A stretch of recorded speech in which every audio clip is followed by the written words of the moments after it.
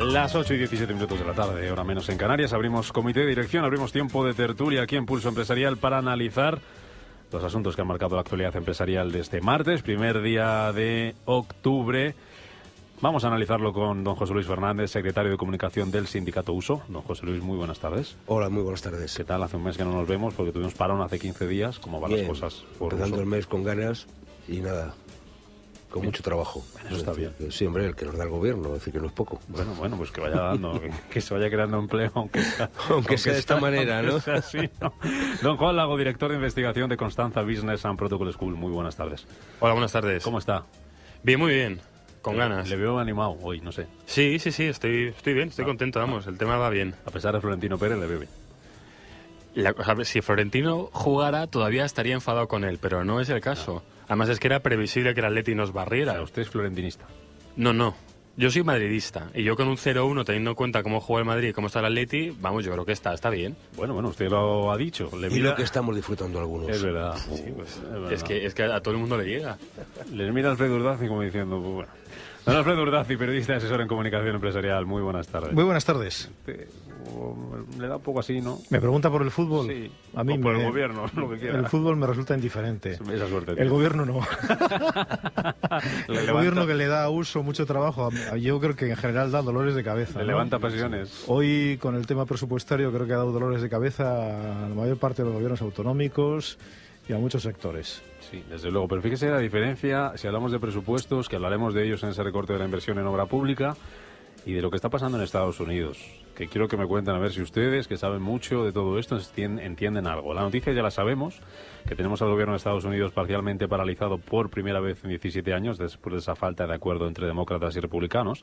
Además, esto no acaba aquí, porque a mediados de octubre, el 17 concretamente, también en Estados Unidos alcanza el techo de deuda, así que se presenta un panorama interesante. ¿Qué supone este cierre? Pues entre otras cosas, como saben y como han venido escuchando a lo largo del día, la suspensión de todos los servicios no esenciales que dependen del Estado federal, lo que va a provocar que 800.000 funcionarios se queden sin empleo y sueldo. Y si van a ir de viaje a Estados Unidos, pues malas noticias también, porque se van a encontrar cerrada la mayoría de museos o los parques nacionales, tampoco van a poder visitar la Estatua de la Libertad, ni tampoco van a poder visitar el Capitolio, entre otras cosas. ¿Y todo esto por qué? Pues por un intento de los republicanos de bloquear la reforma sanitaria de Obama. Así estamos. ¿Cómo ven ustedes este asunto? Pues yo creo que esto yo ya lo he vivido. Y algunos más de los que estamos aquí también. Cuando yo recuerdo incluso haberlo contado en las noticias en televisión, cuando los republicanos bloquearon el gobierno de Clinton, ¿no? Recuerdo que fue Newt Gingrich, que era portavoz del Partido Republicano en la Cámara de Representantes, ¿no? Recuerdo también que fue su momento de gloria. Gingrich era un orador muy apasionado, muy vehemente, muy populista, dotado de una oratoria muy florida. Tenía incluso un aspecto llamativo con aquella cabellera, en fin, bastante tupida. Y fue realmente su momento de gloria y su final, porque después de aquello, debido a los excesos de los republicanos, la opinión pública norteamericana percibió que aquella era una maniobra más bien suicida, ¿no? Obama comparaba ayer esta estrategia con la del que tira una llave inglesa en una máquina que está funcionando o que intenta remontar un momento de crisis, ¿no? Yo creo que realmente no se entiende muy bien esta estrategia de bloquear, de provocar más daño del beneficio que se puede conseguir con una maniobra que, bueno, tiene una repercusión momentánea importante. Llegará un momento en el que evidentemente tendrán que llegar a un acuerdo y abandonar esta postura de bloqueo.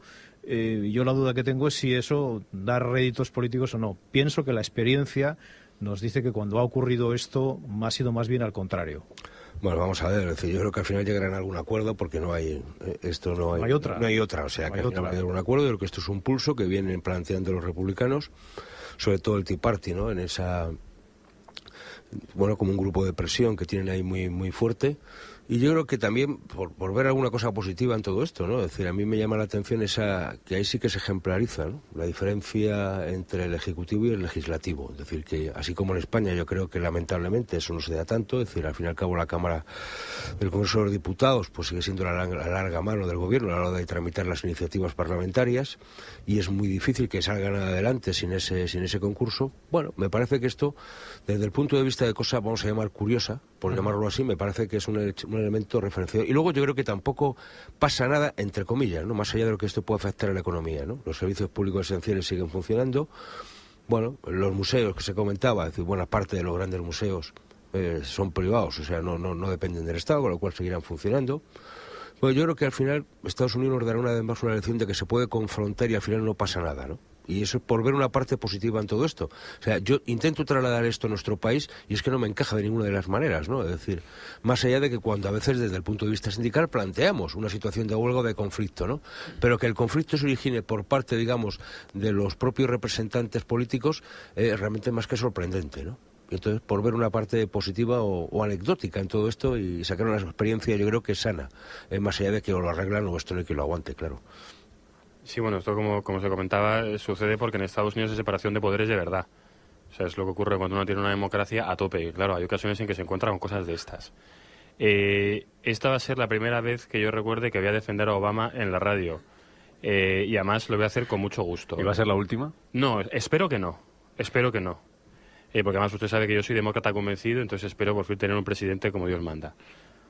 Este señor me parece que ha hecho muy bien plantándose, porque yo no estoy de acuerdo con la medida sanitaria que quiere meter Obama en Estados Unidos, pero si forma parte de mi programa electoral y además, o sea, básicamente lo que le están pidiendo es que lo retrase un año. O sea, yo entendería que me dijera, mira, no lo hago, y entonces voy a machete y entonces saco un órdago y digo, pues no. Pero no, es como, bueno, venga, te aprieto para que lo retrases un año. Y dices, es que es como muy absurdo, o sea... tratar de paralizar el gobierno federal de esta manera es ridículo. Y sobre todo es que al final están dejando, creo que son a 800.000 personas sin empleo y sueldo. Y dices, oiga, pues es que yo... O sea, no estoy yendo a la huelga libremente. En un país de las libertades dice, yo no voy a la huelga libremente. No voy a trabajar porque no me da la gana. No la estoy liando. No, mire, yo es que quiero trabajar y resulta que hay unos señores que por... O sea, sencillamente... No, son unas vacaciones forzosas sin ningún tipo de remuneración las que te mandan. O sea, es que no de vacaciones a casa. No tiene sentido, es que no tiene ningún sentido. Sobre todo creo que los demócratas los republicanos creo que deberían centrarse en otra cosa. Y bueno, yo estoy de acuerdo con lo que se comentaba antes, que no es el momento de andar tocando las narices en una economía que empieza a recuperarse. Que bueno, estoy de acuerdo que la iniciativa privada es tan importante en Estados Unidos que el país aún así funcionará. Pero es que no se puede mandar, creo que es el 25 o 30% de los funcionarios del país en un país que no tiene excesiva cantidad de funcionarios para más sin 800.000 a su casa. Es que me parece que, no sé, no creo que tenga demasiado sentido. Yo estaría centrado, o sea, yo si fuera los republicanos estaría más preocupado por la política fiscal que por el tema sanitario, porque al final el tema sanitario, en mi opinión, es una lucha que tiene Obama que yo comprendo, pero que yo creo que el propio sistema sanitario americano está tan volcado hacia la iniciativa privada que llevaría mucho tiempo el generar una especie de seguridad social pública, que es lo que quiere hacer Obama. Yo no creo que se pueda hacer en una legislatura y habrá que ver quién gobierna después de Obama. Sobre todo, paralizar el gobierno federal para retrasar algo un año, yo es que no creo que tenga demasiado sentido. Acaba de decir, por cierto, su admirado Obama, señor Lago, que el cierre del gobierno de Estados Unidos se ha producido por una cruzada ideológica. Sí, desde luego, pero una cruzada ideológica para un año de retraso... O sea, yo insisto, entendería decir, no quiero esto, boom, y me centro en el no. Pero centrarme en el, bueno, solo un poquito. O sea, es no, pero solo un poquito, solo un año. Vamos a fastidiar un poco, ¿no? En cualquier caso, me parece que hay una cosa que es sorprendente respecto a lo que no vemos en nuestro país, ¿no? Que ante una situación de crisis como esta, el presidente sale y lanza un mensaje institucional a toda la nación, explicando las cosas y fijando su posición. Me parece que eso es ejemplar. Digo, más allá de que uno pueda estar de acuerdo o en desacuerdo. Sí, pero se ha dirigido incluso por carta a cada uno de esos funcionarios que se van a tener. Claro, es decir, me parece que uno lo que echa en falta a veces ante las situaciones, seguramente de crisis en nuestro país, que proporcionalmente son tan sangrantes o no. Es decir, bueno, claro, es que aquí tenemos 6 millones de personas que están en el desempleo y no tienen perspectivas a corto plazo, ¿no?, de incorporarse al mercado de trabajo. Y este presidente no les ha dicho nada.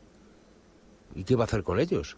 Digo, a mí me parece que hay cosas de los americanos que podemos cuestionar o discutir, ¿no? Pero hay cosas que me parece que son muy sanas, ¿no? Sobre todo el dar la cara y el afrontar los problemas cuando estos se dan, me parece que es una cosa ejemplar. Yo les he visto muy tranquilos, ¿eh? Luego hablaba Juan Lago del número de funcionarios que hay en Estados Unidos. Yo creo que podíamos hacer... Sí. Has hecho el paralelismo político, ¿no? Sí, decir, sí. bueno, ellos tienen... nosotros tenemos un Senado que sobra... Por supuesto. A todas Acaban de decir luces. los irlandeses que ellos suprimirían el Senado. Ellos probablemente tienen un Senado que en esta ocasión pues se ha pasado, ¿no? Bien. Pero hablaba Juan Lago del número de funcionarios en Estados Unidos. Podríamos hacer el paralelismo de lo que ocurriría en España en el caso de que el gobierno tuviera que cerrar. No pasaría nada tampoco, o sea, desde ese punto de vista, digo, va más allá, digo, yo creo que, es decir, con este tema de los funcionarios que a veces en España hacemos cierta broma todos, lamentablemente, nosotros, a lo mejor digo lo que digo es políticamente correcto, pero nosotros lo decimos, ¿no? Estamos a favor de los funcionarios que han accedido por concurso oposición, es decir, en base a la meritocracia, palabra que parece un poco maldita, y estamos en contra de los que han accedido en base al hecho digital o dedocracia. Y creemos que de la dedocracia sobran muchos, porque hay mucho funcionario ejemplar que puede hacer esas tareas perfectamente y no estar desplazado de su puesto de trabajo. Y eso sería un buen ahorro para la administración y eso sería un buen ahorro en nuestro presupuesto. Si empezásemos a limitar el número de asesores y gente puesta en el conjunto de las administraciones públicas de este país, que hay un buen puñado, ¿eh? Pero aquí va a depender, yo lo digo que los veo muy tranquilos, ¿no? Y que no va a pasar nada, pero aquí va a depender todo de la duración, ¿no? De lo que esto se prolongue. Si se prolonga mucho tiempo, no sé qué consecuencias puede tener. Es que yo no creo que sea sostenible que se prolongue demasiado tiempo. O sea, al final, es que los republicanos se han metido... Yo es que igual soy muy bruto, pero o sea, yo me meto a muerte en una batalla si tengo serias posibilidades de ganarla. Y yo aquí es que hay que pensar una cosa. A Obama ya le da exactamente igual porque es su último mandato. O sea, que esto... Además es que el sistema en Estados Unidos está preparado para esto. Para que, claro, cuando llegue el segundo mandato ya el presidente... O sea, lo llaman el problema del pato cojo, que nadie le hace caso. Y dice, bueno, sí, nadie le hace caso, pero también hace lo que le da la gana. Porque como no se va a presentar él, entonces puede coger y decir, pues ¿sabéis una cosa? Yo voy a pasar a la posteridad. Y como quiero sacar esto, y voy a ser el primer presidente afroamericano que es presidente de Estados Unidos, además voy a ser el primer presidente que además es Premio Nobel de la Paz, y además voy a ser el primero que voy a sacar esto. Y mirad, chicos, yo qué queréis que os diga, me quedan todavía, ¿cuánto le quedan? 2, 3 años hasta las elecciones. Él puede aguantar, los republicanos no lo sé. Yo creo que no. Y claro, aquí es que es muy fácil para Obama y para el Partido Demócrata decir, oiga, señores, que esto es una cosa que fíjense si hemos acordado, que es que lo que me piden es que lo demore un año. O sea, no es que es algo que no se ha acordado, yo de repente lo saco aquí debajo de la mesa. O sea, yo creo que los republicanos tienen poca defensa lo comentaba el señor Urdacia antes, y es que esto ya les pasó con Clinton, que puede tener un problema electoral importante, y yo pienso aquí también, sobre todo porque yo no sé ustedes, pero a día de hoy yo sigo sin saber cuál va a ser el candidato republicano. El demócrata tampoco, pero el republicano es que no tengo ni idea, porque a McCain lo dejaron machacado, Palin, yo no sé, yo creo que a lo mejor es que se queda en Alaska, y yo no sé a quién van a presentar. Entonces no me parece el momento como para andar, porque si hubiera un candidato claro, que fuera potente y demás, pues bueno, igual me la juego y aprieto. Pero me parece que estamos muy lejos. Yo creo que esto tiene que ver un poco más con lobbies, ¿no? Dentro del propio Partido Republicano, es decir, que no... Yo recuerdo en aquel caso de Clinton, que Gingrich salió muy marcado y muy tocado de aquella apuesta un poco suicida, excesiva, percibida como algo radical, como de alguien que ponía el interés de su partido por encima del interés general. Sí, yo me temo que ocurrirá lo mismo, pero bueno, no sé, lo veremos, vamos, estamos a martes, ¿no? Pues a ver cómo estamos el viernes. Esto lo arregla. De momento la consecuencia que puede tener a nivel de empresa es el retraso de la OPV, a la salida a bolsa de Twitter. Hoy quien se ha estrenado es el Empire State.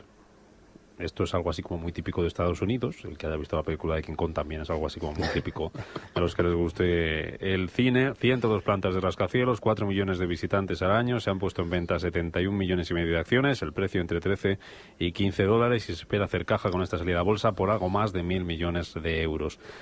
Antes de empezar a hablar, Juan Lago me decía que esto no le convence mucho.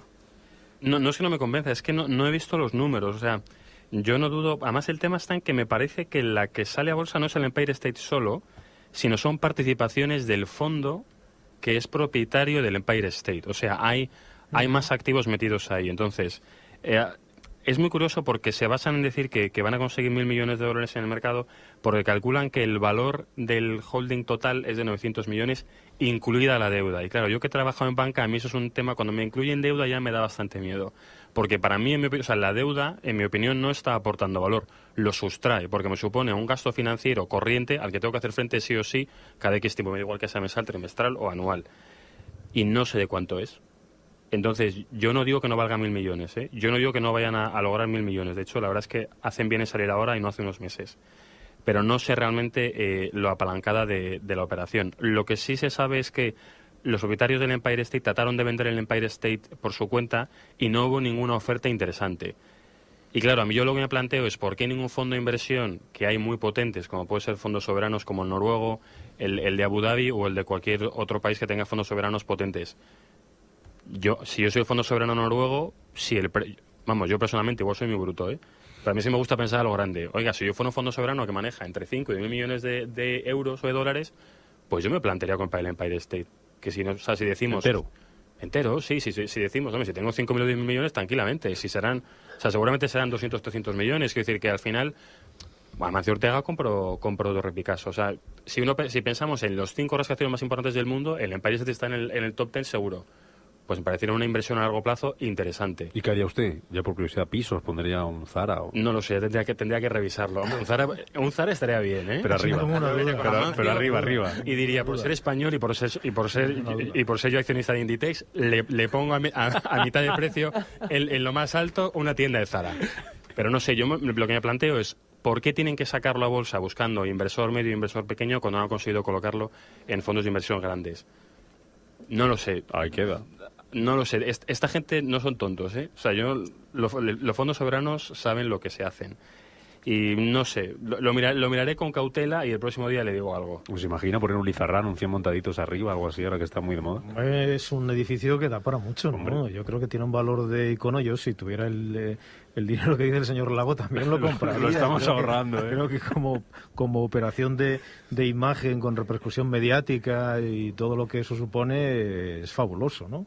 Ahora, por lo que dice, lo que sale a la venta, lo que sale a bolsa es un fondo que es propietario del Empire State, no solamente el edificio.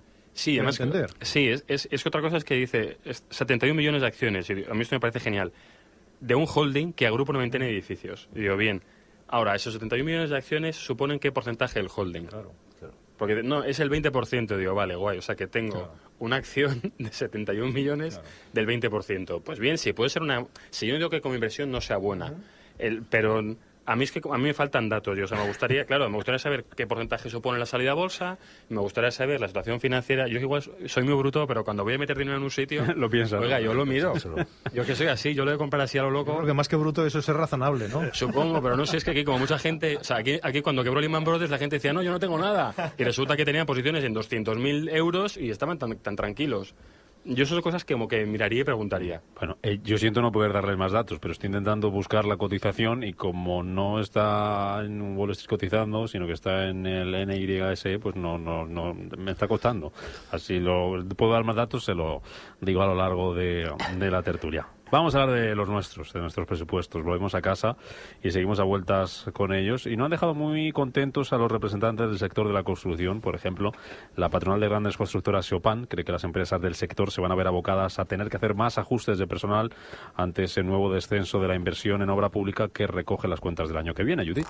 Su presidente, Julián Núñez, ha calificado de negativos estos presupuestos, ya que, según sus datos, suponen un recorte de 1.000 millones de euros en inversiones directas del Estado. Ha añadido que España debe tener la inversión en infraestructuras que le corresponde. En este sentido, ha explicado que en la actualidad nuestro país ocupa la última posición de todos los países de la Europa de los 27 en cuanto a nivel de inversión en obra pública en función tanto de su superficie como de su población.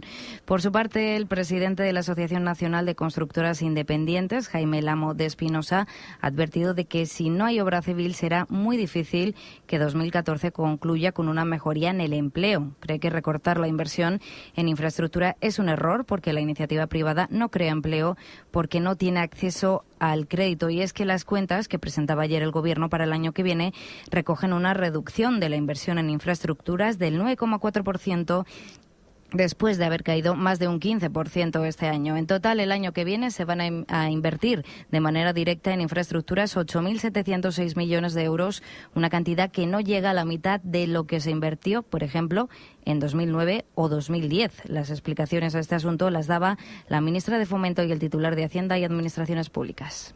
Pero que en este momento el Gobierno de España y las administraciones lo que no podemos gastar es el dinero que no se tiene.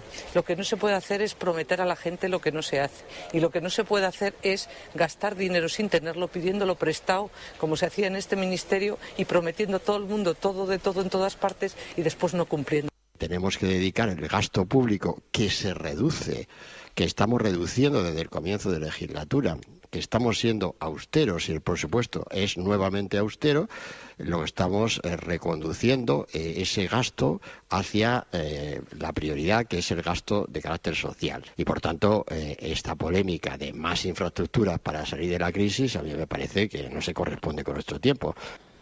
8:37 de la tarde, don Juan Lazcano, presidente de la Confederación Nacional de Construcción. Muy buenas tardes. Hola, buenas tardes. Esto que acaba de decir Montoro, de que por más infraestructura no se sale antes de la crisis, ¿lo comparte o no? Pues no lo compartimos porque los presupuestos del Estado que hemos conocido para 2014 son continuistas en cuanto a la creación de estímulos al crecimiento y por tanto no tienen efectos reconocibles sobre el empleo. ¿Y por qué no los tienen? Pues porque siguen centrando la reducción del gasto público en la inversión en la inversión en infraestructuras. Uh-huh. Y hombre, de verdad que dado que ha habido ahorros, ¿no?, en los intereses derivados del servicio de la deuda y que parece que en 2014 va a crecer nuestra economía, sí que esperábamos alguna seña en cuanto a la inversión. ¿Por qué? Porque el señor Montoro sabe perfectamente que no se va a recuperar el empleo en España si no se recupera la industria de la construcción. Y eso es un axioma, no es una cosa que se diga por decir, es una realidad. Y por otra parte tampoco pedimos nuevas infraestructuras. Lo que pedimos es que la paralización de los ajustes anteriores que tiene ahora mismo en hibernación determinadas infraestructuras y también otras con unos plazos de ejecución que no se corresponden con los desarrollos técnicos para su ejecución, pues pueden desbloquearse. Y sobre todo una atención muy clara a la reposición estructural del patrimonio viario, de los firmes de las carreteras. No se trata de la conservación ordinaria, que está atendida adecuadamente, sino de la reposición estructural de las infraestructuras, porque eso sí que es una responsabilidad importante, ¿no? Y luego se habla mucho de colaboración público-privada y yo creo que los presupuestos podrían haber abierto una puerta a esta posibilidad, porque hubiera sido también una señal de confianza, ¿no?, para los inversores institucionales y para las empresas, el que el gobierno no renuncia a la dotación de infraestructuras por esta vía, ¿no? Y por lo tanto pensamos que hay margen patrimonial que no consolida déficit público para haber hecho alguna previsión en tal sentido. Por lo tanto, no se trata de decir, hemos hecho mucho. Es verdad, afortunadamente, porque también teníamos mucho retraso, ¿no? Y, hombre, lo hemos hecho aprovechando al 99,99% de los fondos europeos, porque nuestras empresas y nuestra ingeniería tenían capacidad, y de todo eso tenemos que sentirnos orgullosos, pero tenemos que continuar, porque tenemos que crecer y crear empleo. ¿En qué lugar creen ustedes, señor Lazcano, que deja este recorte en la inversión al sector de la construcción? ¿Y qué peso creen que va a tener en el empleo? Desde la patronal de grandes constructoras, como nos decía Judith ahora, hablaban hoy de despidos.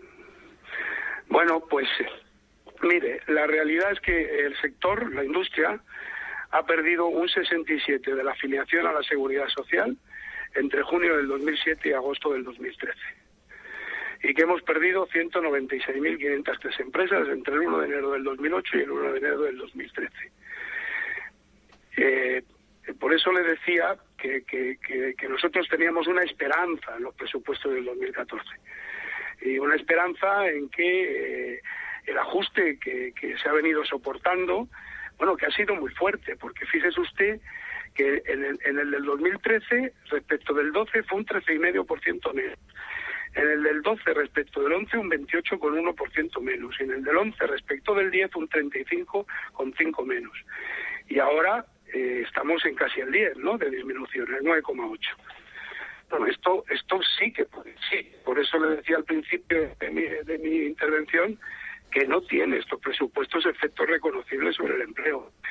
Y lo digo de esta manera por ser prudente, porque es muy duro y a mí me cuesta mucho trabajo emplear o pensar en más desempleo en el sector, cuando hemos perdido ya un 67% de afiliación. Me acompañan en el estudio señor Lazcano, don Juan Lago, don José Luis Fernández y don Alfredo Urdazi, que me piden palabra para comentarle alguna cuestión, hacerle alguna pregunta. Sí, muy bien. Don Alfredo Urdazi. Bueno, buenas noches. Coincido plenamente con ese axioma que dice que la construcción era una parte importante del problema y será y tiene que ser una parte importante de la solución. A la vista de estos presupuestos, señor Lazcano, esto quiere decir que el año 14 va a ser un año en el que las constructoras españolas van a seguir buscando futuro fuera de España. Quiere decir que van a tener que seguir haciendo la maleta y marchándose a otros países donde tienen una alta consideración. Bueno, sin duda. Lo que pasa es que las grandes empresas seguirán efectivamente con contratos en el exterior. Es ya viene de lejos y tienen esa capacidad que además, como usted muy bien dice, ha sido al socaire, ¿no?, de las grandes infraestructuras que hemos hecho en nuestro país, y esa capacidad pues ha tenido también ese reflejo. Pero fíjese que salimos fuera invirtiendo. Es decir, nuestras grandes empresas son inversores institucionales fuera en el ámbito de las concesiones. Pero nuestras pequeñas y medianas empresas de construcción lo tienen muchísimo más difícil, porque, claro, los países emergentes también se protegen en la contratación tradicional de las empresas foráneas. Y hay que hacer un esfuerzo de partenariado sin conocer muy bien esos países, sus elementos legales, etcétera, ¿no? Entonces, lo que es muy fácil, o más fácil para las grandes empresas, no lo es tanto para el resto del sector. Eso hay que siempre tenerlo en la cabeza, porque es un sector donde existe una gran cantidad de pequeñas y medianas empresas. Yo creo que José Luis Fernández del Sindicato USO. Es decir, a nosotros lo que nos preocupa muchas veces es que este gobierno, cuando se pone de manifiesto en estos presupuestos en general, se olvida de lo que es el motor esencial, ¿no?, para dinamizar este país, que es la pequeña y mediana empresa. Es decir, a nosotros nos molesta mucho como sindicato cuando vemos fotos de la Moncloa con el anterior gobierno y con este, donde lo que aparece es las grandes cúpulas empresariales y fundamentalmente ese Consejo de Sabios de la competitividad, etcétera, ¿no? Es decir, que son en el fondo grandes empresas, cuando realmente el motor de la economía de este país y del empleo es la pyme, en el ámbito de la construcción, en el ámbito de los servicios, y ustedes son muchos más de los paganos de esta situación, ¿no? Nosotros estamos convencidos de que si no hay crédito para las pequeñas y medianas empresas, para las suyas, para las de servicios, para las de la hostelería, para las de restauración, este país no va a salir adelante. Y nos parece que una vez más el gobierno nos toma el pelo, porque a nosotros lo que nos preocupa es cuando uno oye las palabras grandilocuentes del señor Montoro diciendo que estos son los presupuestos para la salida de la crisis, los presupuestos para el crecimiento. Oiga, ¿es que los que hizo el año pasado era el orden de crecimiento? ¿Era el orden de la recesión? Es decir, me parece que esto es muy poco fuerte y no se puede tomar el pelo a la gente. Les entiendo perfectamente, porque nosotros nos creemos que estos presupuestos, tal como están planteados y de manera muy concreta en el ámbito de las inversiones, no van a traer consigo más riqueza, no van a traer consigo más crecimiento, sino lamentablemente la situación de muchas familias que van a seguir en el desempleo, o algunas que teniendo empleo lo van a perder. Coincido gran parte de lo que usted expone.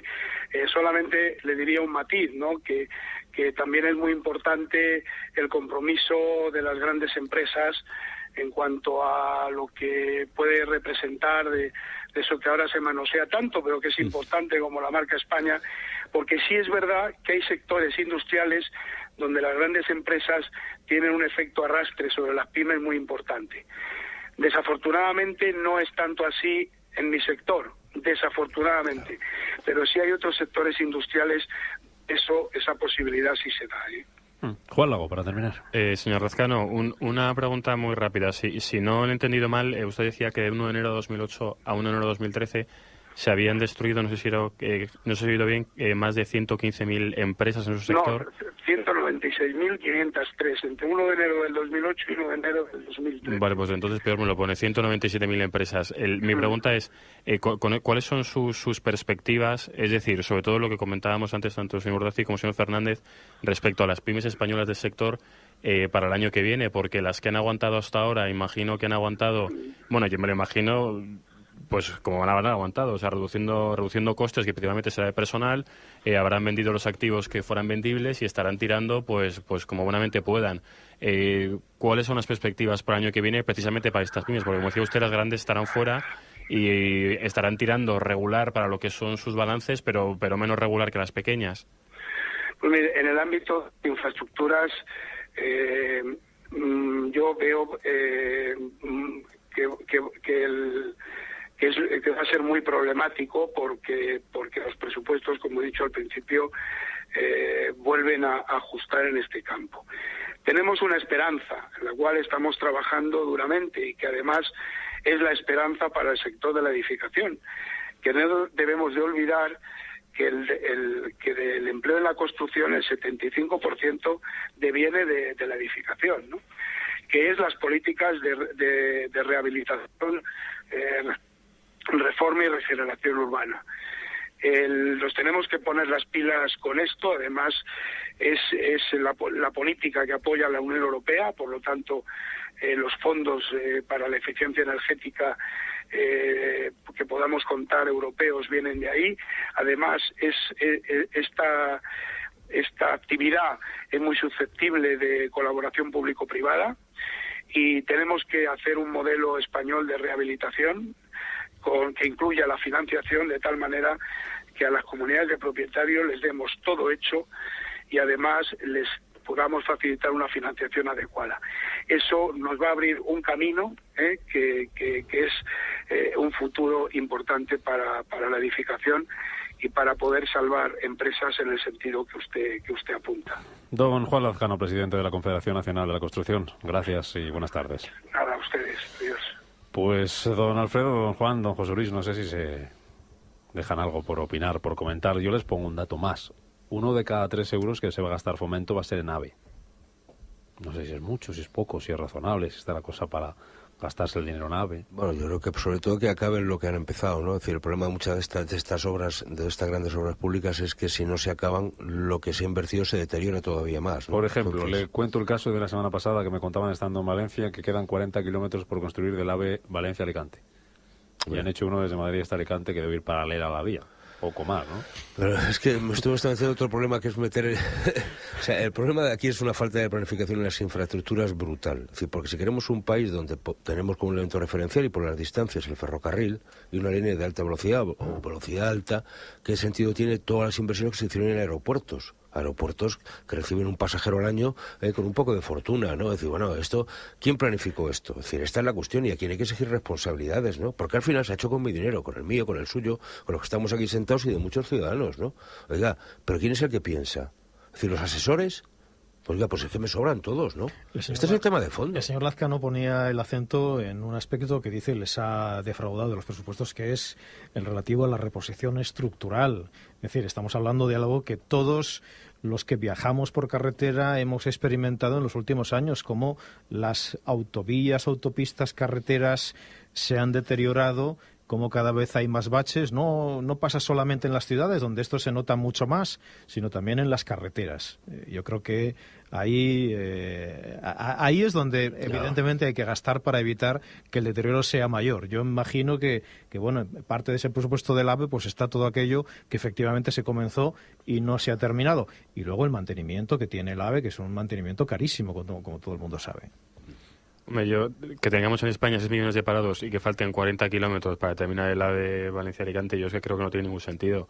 Vamos, yo imagino que vamos, por decir una cifra, seguramente con 2.000 de los 6 millones que están parados, los ponemos bien dirigidos a terminar los 40 kilómetros, yo calculo que de aquí a Navidad lo tenemos hecho. O sea, lo digo sin bromas, me parece que no tiene ningún sentido tener semejante cantidad de parados con las infraestructuras que faltan por construir, pero bueno.